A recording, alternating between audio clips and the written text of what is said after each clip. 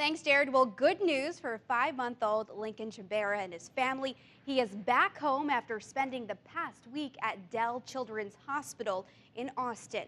Lincoln suffered major head injuries last Tuesday, injuries his parents noticed after they picked him up from daycare. KAGS HD News reporter Jenny Walsh visited the family this afternoon, and she joins us now in studio. And Jenny, how is little Lincoln doing? Amanda, besides being sleepy and having some head pain, he's doing really well. Doctors warned the Shumberas they could be at the hospital for a few months, but after just 1 week, Lincoln took his healing home. It's hard to imagine this smiley baby boy with his head down, unresponsive.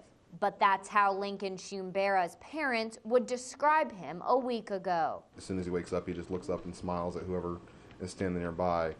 Last week, he may raise his head for half a second and it would just fall back down. Lincoln suffered a brain bleed and fractured skull. Traumatic injuries his parents noticed when they picked him up from daycare. You always think it's not going to happen to you. You see the stories and say, oh, you know, I have a healthy baby, nothing's ever going to happen, and you don't. There's no way to prepare for it when it does happen. A whirlwind of emotions going through these first-time parents' minds. At first, it was just a lot of, pleading for help and praying.